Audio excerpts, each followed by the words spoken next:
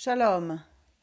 Alors cette semaine, nous sommes dans la paracha Tzav, qui va donc du livre de Lévitique 6, verset 1 au chapitre 8, 36.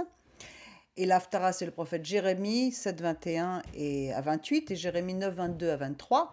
Mais je voudrais vous partager également la paracha Vaïkra, la première qu'on n'a pas faite la semaine dernière, parce que nous étions avec un groupe. Donc je voudrais mettre les deux, parce que de toute façon, elles concernent les sacrifices. Et il faut que nous fassions une introduction aux sacrifices avant de pouvoir continuer à étudier le livre de Lévitique. Donc je vais faire une compilation des deux parachutes, Vaïkra et Tzav. Donc tout d'abord, le verset de Tzav de cette semaine, c'est Lévitique 6, 8, 9 et 6, 1, 2. Donc, et l'Éternel parla à Moshe disant, commande, Tzav, à Aaron et à ses fils en disant, c'est ici la loi de l'Holocauste. C'est l'Holocauste, il sera sur le foyer, sur l'autel toute la nuit jusqu'au matin, et le feu de l'autel brûlera sur lui.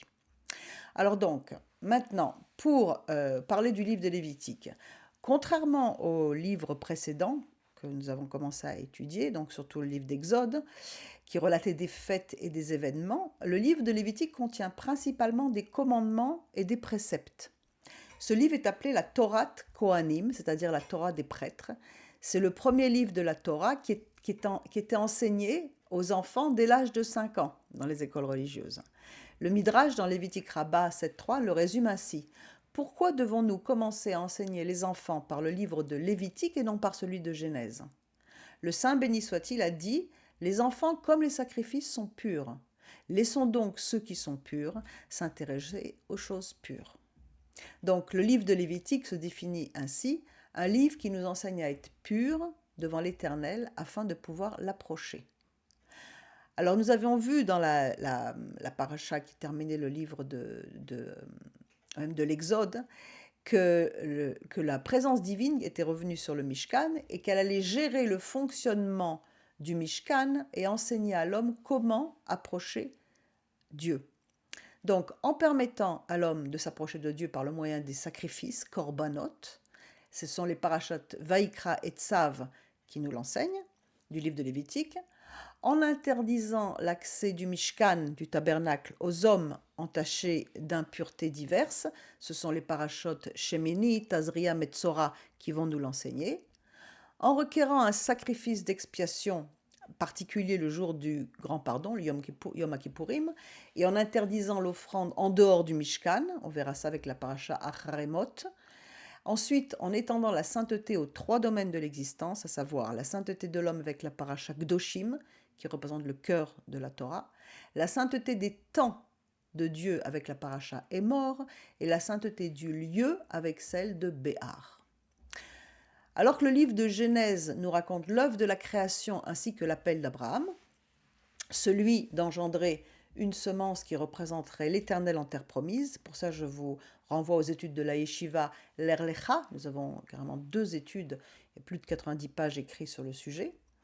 Le livre de l'Exode lui raconte l'accomplissement partiel de la promesse faite à Abraham, la sortie d'Égypte et le don de la Torah, qui forment la constitution du peuple de Dieu.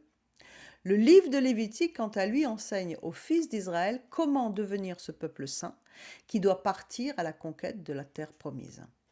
Donc ce 3e rouleau de la Torah va nous parler de la relation intime que nous devons avoir avec notre Créateur afin de pouvoir le servir et l'adorer comme il le demande.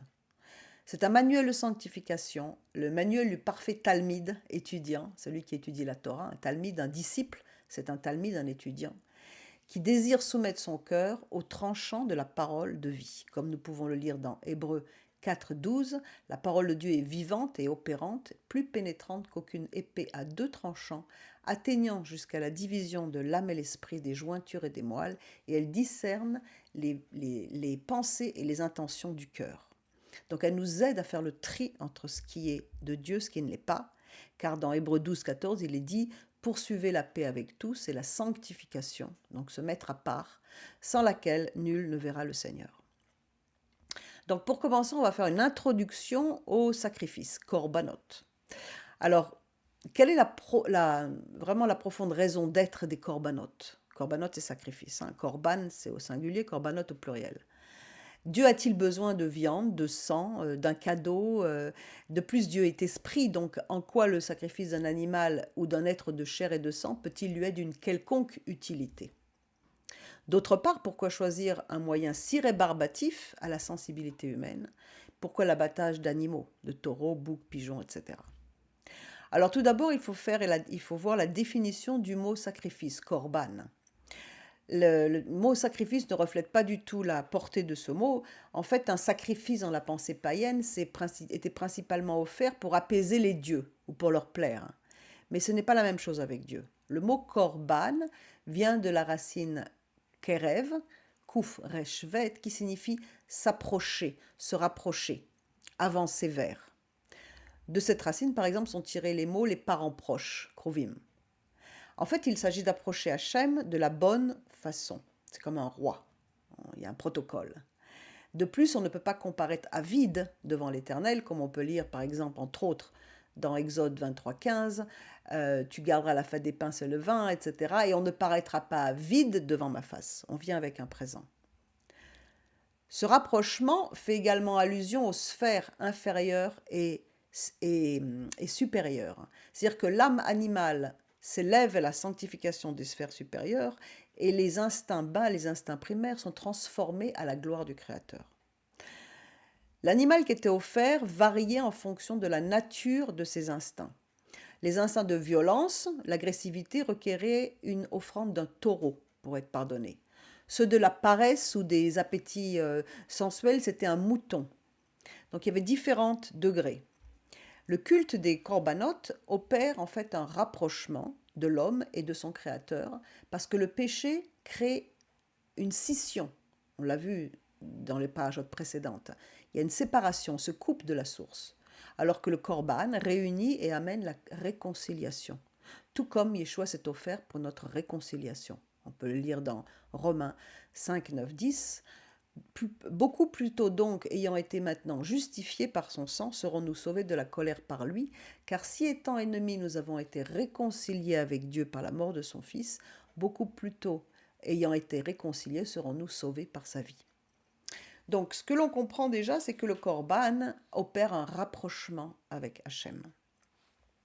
D'autre part, à chaque fois que la Torah mentionne un korban, un sacrifice, elle n'utilise pas le nom de Dieu. Elle utilise un nom de Dieu particulier, pas celui de Elohim, elle ne dit pas un sacrifice pour Elohim, mais un sacrifice pour Hachem, pour le tétragramme sacré. Par exemple, le nom Elohim, comme on l'a vu au commencement, Dieu créa, bara Elohim et Hashamayim, le nom Elohim, ça désigne l'attribut de justice de Dieu, de rigueur. C'est le nom également qui est employé pour la création des lois naturelles. Ça a la même valeur numérique que le mot nature. Mais le mot Yud-Kevavke, le nom Yud-Kevavke, le tétragramme sacré des 4 lettres, lui désigne l'attribut de miséricorde, la chesed, la grâce de Dieu. Comme on voit dans Exode 34, et l'Éternel Hachem passa devant lui et cria l'Éternel Hachem, Yud-Kevavke, Yud-Kevavke, Dieu miséricordieux, etc. Donc là, pour cela, je vous renvoie vraiment à l'étude Kitissa, où nous détaillons vraiment en détail, c'est le cas de le dire, les 13 attributs de miséricorde et la première alliance qui a été faite sous la mesure de rigueur, alors que la seconde sur la mesure de grâce, ça c'est dans l'étude Kitissa des études de la Yeshiva. Donc ce qu'il nous faut comprendre, c'est que puisque le nom est utilisé, le nom sacré est utilisé, donc ces korbanats sont placés sous la mesure de grâce. C'est par compassion que Dieu accepte l'acte de rapprochement du pécheur. Si l'attribut de jugement prévalait, l'homme aurait été anéanti par sa rébellion. Donc cette première définition nous amène à comprendre que le péché nous sépare d'avec la source et qu'il y a besoin d'une réconciliation, d'un rapprochement en apportant un korban. Alors maintenant, le but des corbanotes, donc ça on a vu qu'il faut un korban pour s'approcher de Dieu, et maintenant qu'est-ce que ça procure, surtout pour l'homme, parce que pour Dieu il n'a pas besoin, il a besoin de rien. Donc en fait il y a plusieurs choses. Déjà et d'une, ça éveille le cœur de l'homme.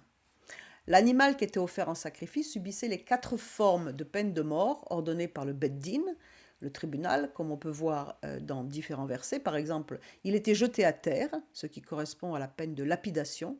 On le voit dans Lévitique 20, 27. Et si un homme ou une femme sont des vacateurs d'esprit ou diseurs de bonne aventure, ils seront certainement mis à mort, on les lapidera avec des pierres, leur sang sera sur eux. Donc, ensuite, la peine de l'habitation. Deuxièmement, il était ensuite égorgé. Ceci correspond à la peine de mort par l'épée. Deutéronome 13,15 nous dit: Tu frapperas certainement par le tranchant de l'épée les habitants de cette ville, tu la détruiras entièrement, et tout ce qui y sera, et toutes ses bêtes par le tranchant de l'épée. Troisièmement, troisième forme de mort, sa gorge était maintenue fermement. Ceci correspond à la peine de mort par strangulation ou étouffement.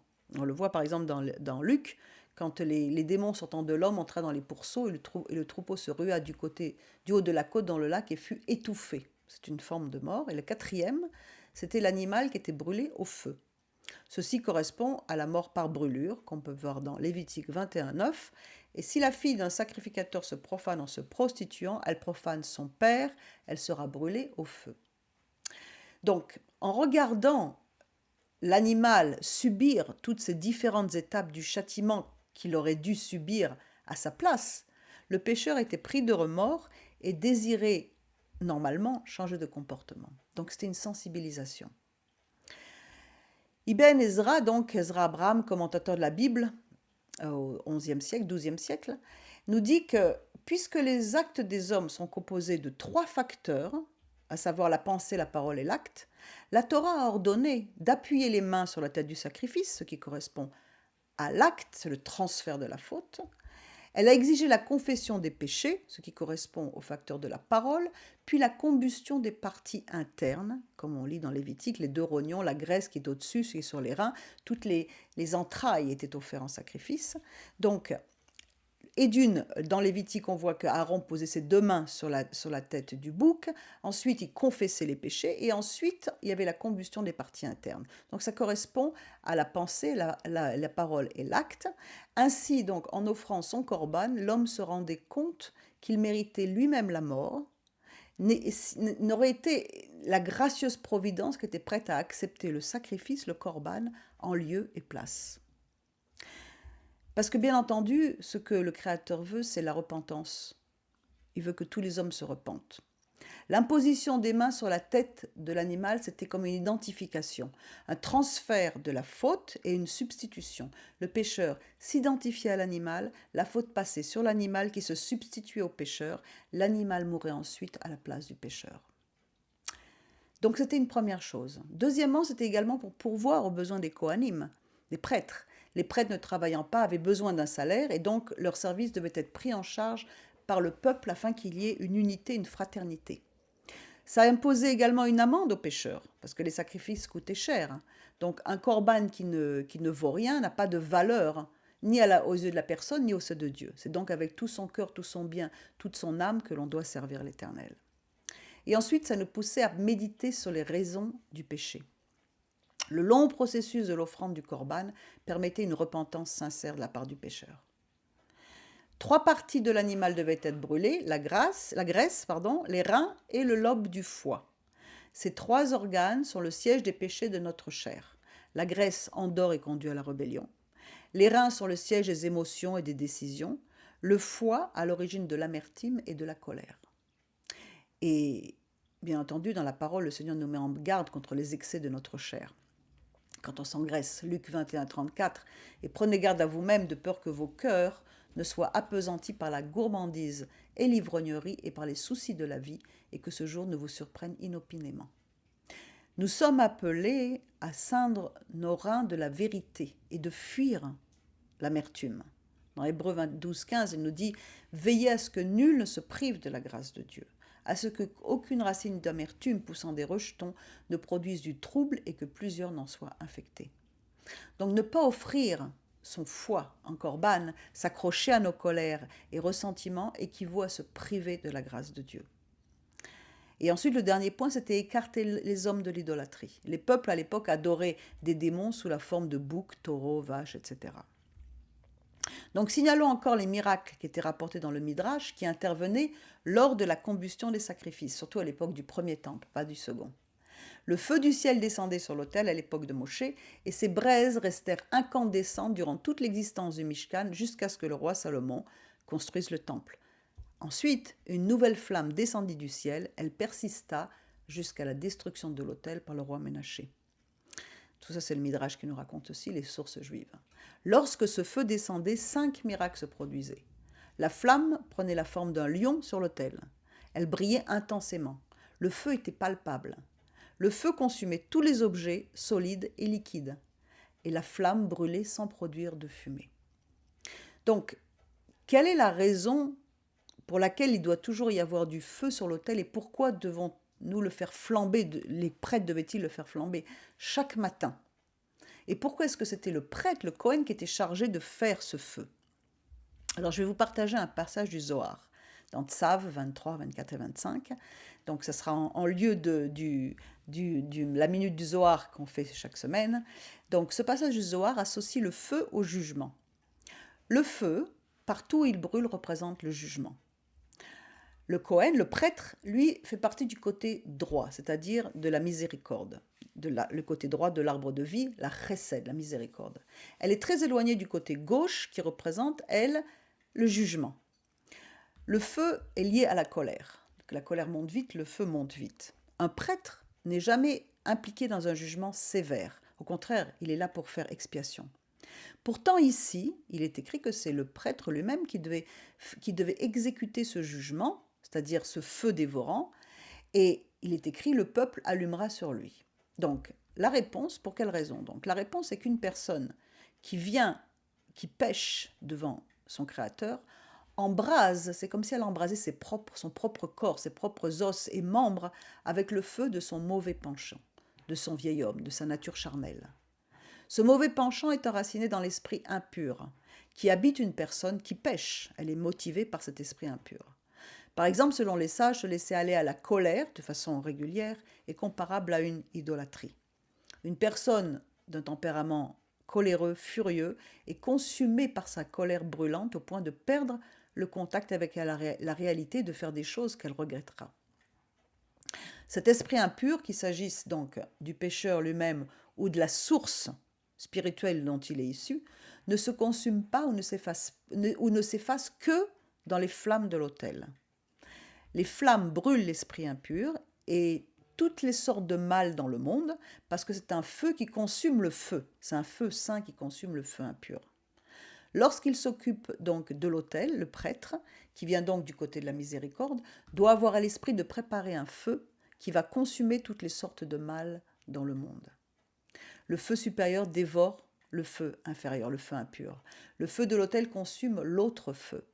Ainsi, ce feu ne doit jamais être éteint, et c'est précisément le prêtre qui vient du côté de la miséricorde qui doit l'entretenir quotidiennement afin de faire miséricorde à tous ceux qui pêchent et que le mal ne prévaut pas. C'est vraiment le combat de la chair et de l'esprit dont Paul parle dans ses épîtres. Bien entendu, on ne peut pas le développer ici, c'est développé en profondeur dans la série d'études que nous faisons sur le tikkun nefesh, c'est-à-dire la restauration de l'âme selon les sources juives, notre appel, la signification de notre nom, etc., les sources impures et pures, et comment lutter contre toutes ces choses-là. Donc c'est une autre série de cours que nous avons à la yeshiva. Donc, l'étude des différents corbanotes va développer dans les études de l'Yeshiva, va nous donner un aperçu de leur importance pour ce rapprochement entre Hachem et l'homme et le rôle parfait du Messie qui a accompli complètement, entièrement tous ces différents types de sacrifices. Donc, en gros, nous avons 5 sortes de corbanotes qui sont répertoriées donc, dans l'étude de Vaïkra. Et Tzav, c'est plus les commandements pour les prêtres. Donc, 4 sont des corbanotes d'animaux.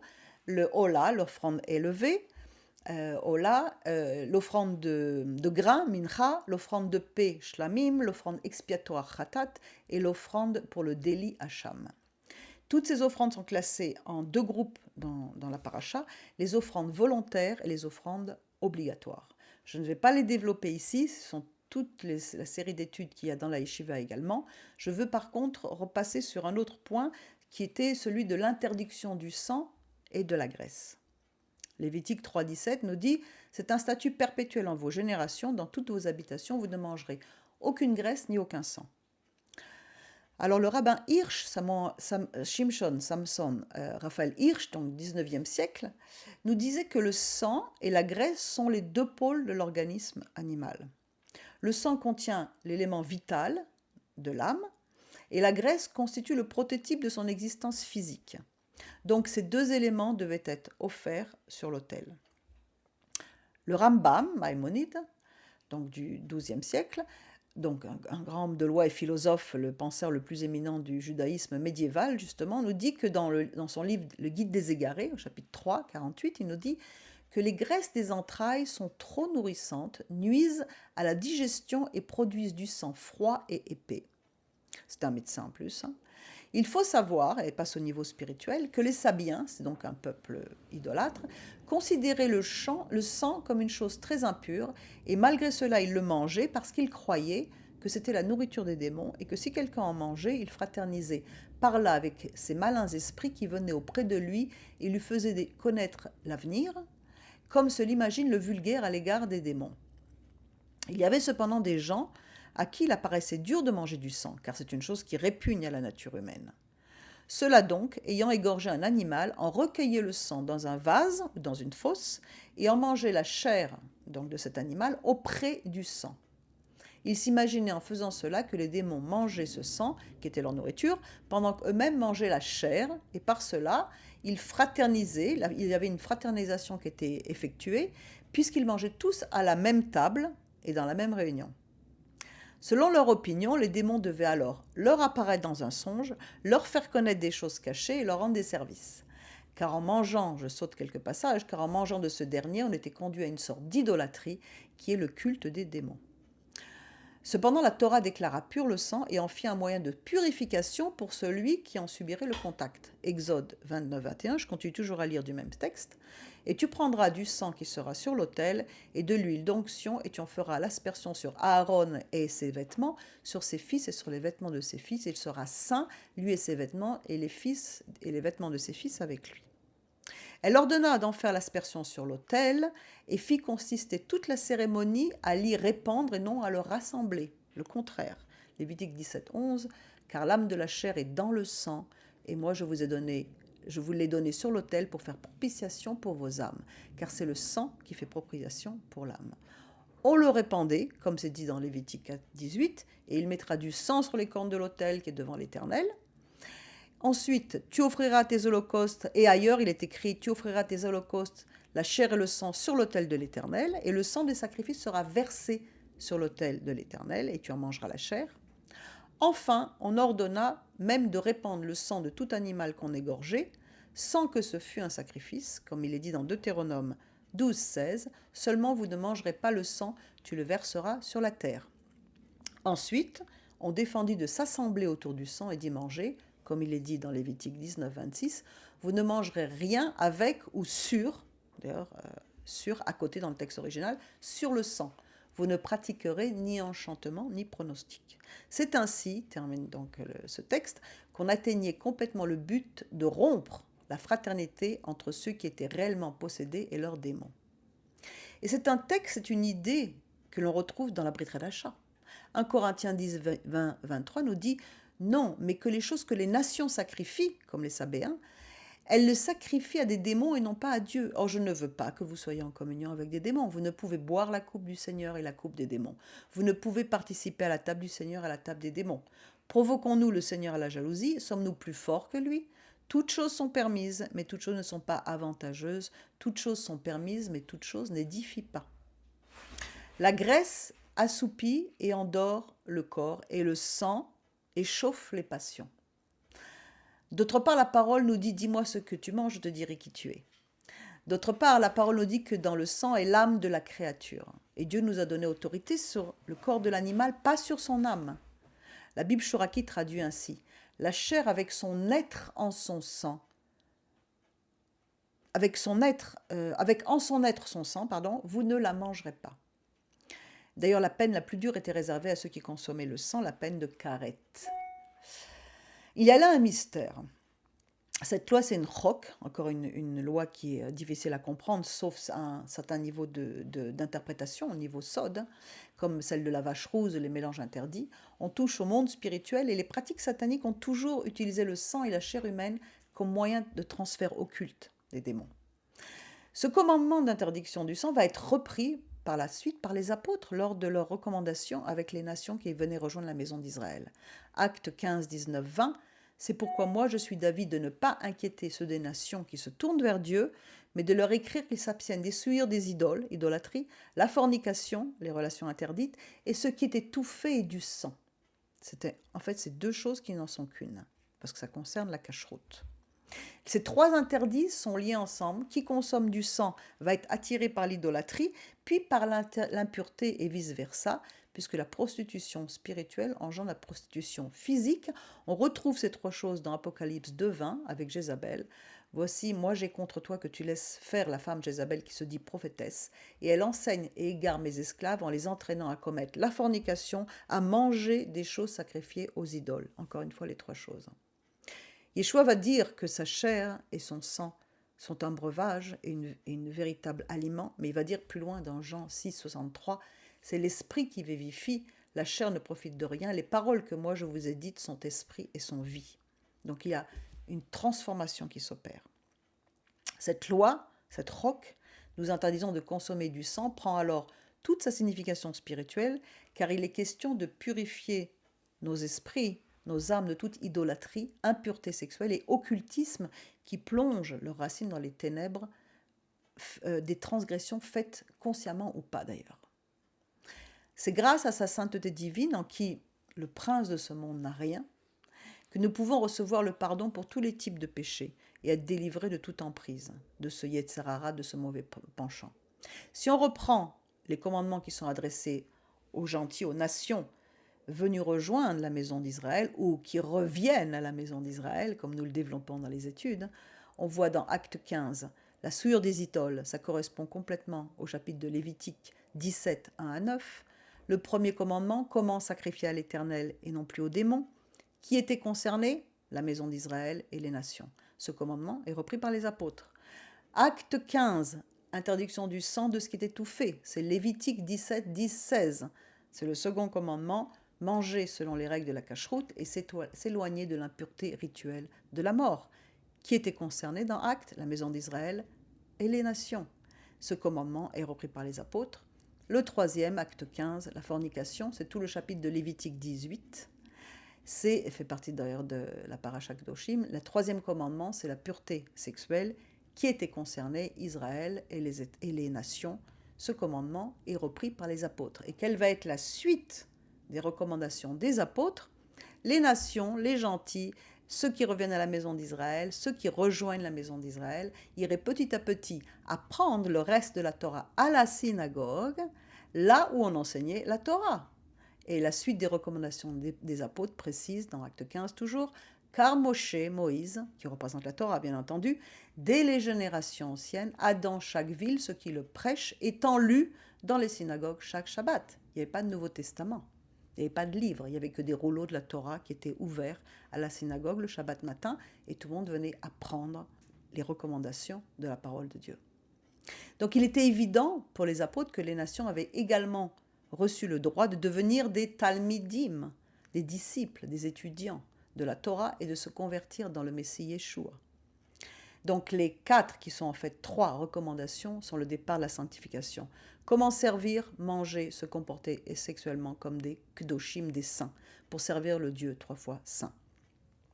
Et ensuite, donc tout le chapitre de 15 de Actes, je vous recommande vraiment de le lire. On voit qu'ils nous disent, et après qu'ils se furent tus, Yaakov, Jacques, répondit, homme frère, Achim, c'est vraiment une expression hébraïque, Achim, écoutez-moi, Shimon a raconté comment Elohim a premièrement visité les nations pour en tirer un peuple pour son nom, et avec cela s'accordent les paroles des prophètes. Selon qu'il est écrit, ces choses, je retournerai et je restaurerai la Soukhat David, c'est le titre de notre ministère, c'est-à-dire le tabernacle de David qui est tombé, c'est-à-dire la restauration des 12 tribus, et je réédifierai ses ruines et je le relèverai, en sorte que le reste des hommes recherche le Seigneur et toutes les nations sur lesquelles mon nom est réclamé. Alors donc, vraiment, je vous encourage encore de lire et d'étudier avec nous. Vous verrez que comment, dans toutes les études de Lévitique et de Tzav, comment Yeshua accomplit en profondeur, en détail, chacun de ses sacrifices, afin que ça puisse vous aider à comprendre l'importance et la profondeur de ce qu'il a opéré en nous quand on a cette nouvelle naissance. Il est notre korban, Ola, l'offrande élevée. Il est notre mincha, il est notre shalem, notre hatat et notre hacham. Il a payé la dette de tout et nous sommes acquittés à tout jamais de tout ce que nous avons pu faire et nous pouvons marcher en sainteté jour après jour. Enfin, pour terminer cette étude, encore un petit peu, je vous ai dit que je faisais 2 études en même temps, donc c'est un peu plus long que d'habitude. La Torah nous fait un clin d'œil qui nous prouve que dès le début du livre de Lévitique, Vaïkra, il est question de notre Mashiach, notre Messie qui a tout accompli et de qui Moshe a parlé sans fin. Le premier verset de notre paracha comporte 5 fois la lettre Aleph et 9 mots. Le chiffre 5 fait bien entendu allusion aux 5 livres de la Torah. Et le chiffre 9, c'est la valeur numérique en petit nombre du mot Emet, vérité. Parce qu'il est la Torah vivante. Il est celui qui vient nous expliquer et nous révéler cette Torah. La vérité qui nous donne la vie en nous rapprochant de l'Éternel. De même que la preuve par 9 est immuable, la vérité est éternelle. Donc les korbanot, les sacrifices sont donc placés sous le signe de la vérité éternelle contenue dans la Torah qui nous appartient de sonder et de découvrir. Ensuite, la première lettre du mot, et il l'appela Vaïkra, le petit Aleph, est écrit en petit dans le texte original, comme pour la mettre en valeur en la séparant du reste du mot. Le mot Aleph, ça signifie également enseigner. Les Aleph, ça veut dire enseigner. Discrètement, Yeshua nous montre la voie pour le découvrir et apprendre à le connaître en étudiant sa parole. Parce qu'il est notre rabbi, il est notre enseignant suprême. Un rabbi, c'est un enseignant. Il a dit que pas un trait de lettre disparaîtrait, que dans Matthieu 5, 18, pas un seul iota ou un seul trait de lettre ne passera point de la Torah afin que tout soit accompli. Tout doit être accompli dans cette Torah. Et c'est aussi la première lettre de l'alphabet, tout comme il est le premier en toute chose. Comme on peut lire dans Apocalypse 1, 8, moi je suis l'Aleph, l'alpha et l'oméga, Aleph Vetav en hébreu, je suis le Aleph, le premier, dit le Seigneur Dieu, celui qui est, qui était et qui vient, El Shaddai, le Tout-Puissant. Comprenons bien que le mot Torah, ça signifie instruction, instruire, pas loi. C'est pas loi. Torah, c'est mal traduit, ça veut dire instruction. La Torah est là pour nous instruire sur le Messie, pour nous révéler le Messie à chaque portion de Torah. Elle est éternelle, tout comme il est éternel. Alors voilà pour un résumé vraiment succinct de ces 2 premières parachutes du livre de Lévitique. Je vous encourage à venir étudier avec nous, vous ne le regretterez pas. Inscrivez-vous en formation libre, en formation complète avec des devoirs, en devenant membre pour pouvoir bénéficier de différentes études. Vous avez tout ce qu'il faut, cette yeshiva est vraiment faite pour vous, pour le rassemblement des brebis perdues de la maison d'Israël, celles qui viennent se rejoindre le peuple d'Israël, celles qui reviennent à la maison faisant partant des tribus, pour la restauration de la Soukhat David, du royaume de David. Venez visiter notre site, choisissez votre formule. Le roi désire rencontrer son épouse, ne manquez pas le rendez-vous. À très bientôt et en attendant, je vous souhaite une excellente fête de Purim cette semaine. Shalom, merci de votre écoute.